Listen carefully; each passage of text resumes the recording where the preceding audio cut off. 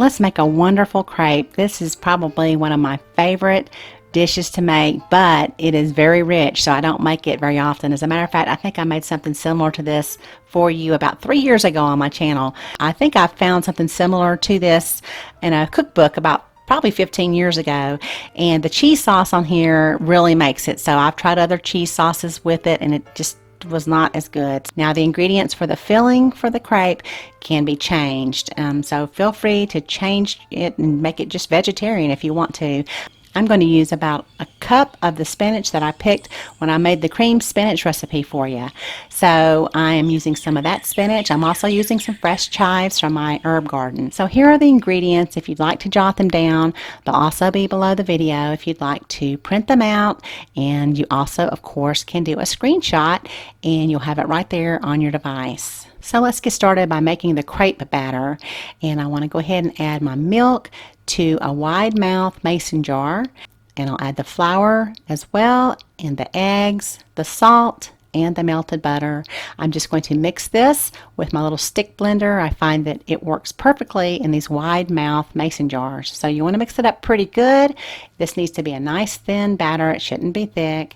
I think I ended up making about 8 to 10 crepes with this batter recipe.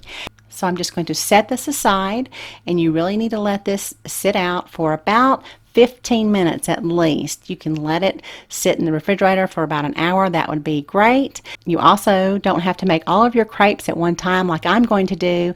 You can use the batter within 24 hours and just make crepes fresh whenever you want one, okay? So I went ahead and cooked some bacon. I'm not using all of this for the crepes. I'm just using 2 slices. And I went ahead also and cooked some mushrooms. And I'll go ahead and add the spinach to the mushrooms along with the bacon. And I just want to wilt this spinach down. And it only take about probably 3 minutes to do this. And I'll set that aside. And now I want to get the cheese sauce ready. So in a little nonstick pan, I find it's easier to use a nonstick pan for this. I'll go ahead and add the milk along with the 3 tablespoons of the mascarpone cheese. This is just like an Italian cream cheese. And when that's melted nice, I'll go ahead and stir in 1 tablespoon of the Parmesan cheese. And I'm going to set this aside. So now I can make my crepes. So in a crepe pan, I just melted a little bit of butter. Now on medium heat, I'm going to slowly pour on some of the crepe batter. And I want this to be very thin. So in order to make it thin, I just pour it in the center, and then I just tilt and swirl until it goes out and meets the edges. And so I'll cook this until it's nice and bubbly. Some people like their crepes a little bit brown. I tend not to like mine too brown. Sometimes it gets a little bit brown, but a lot of people like them that way. So you just cook it as long as you want to your desired color, okay? So I'll go ahead and give it a flip. And so we'll cook it on the other side for about another minute or 2.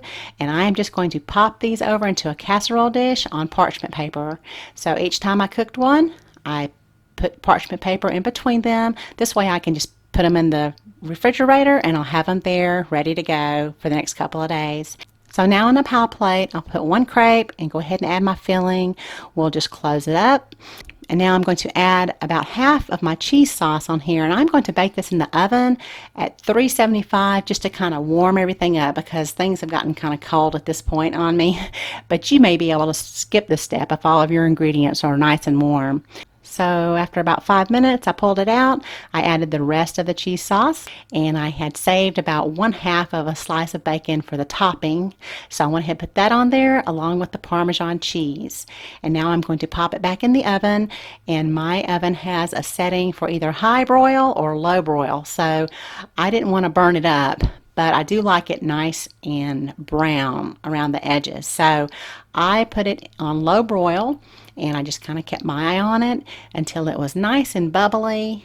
And when it reaches that little stage where it's kind of browning around the edges, it's just perfect. It is so good. So when I saw it was ready, I went ahead and pulled it out of the oven, and I topped it with some fresh chives, which I highly recommend. The chives just are really good on this, and I hope that you can try this. So my favorite flavors, I think, are bacon and spinach along with mushrooms. So like I said, you can put any kind of filling in here that you like.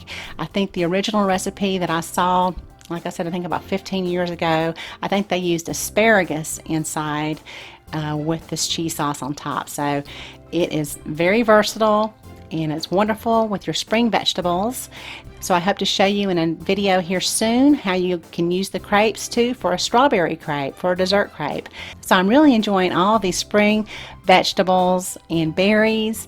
So thanks so much for watching, and as always, please feel free to share this on your favorite social media platform. I sure would appreciate it. And once again, thanks for watching and have a beautiful day.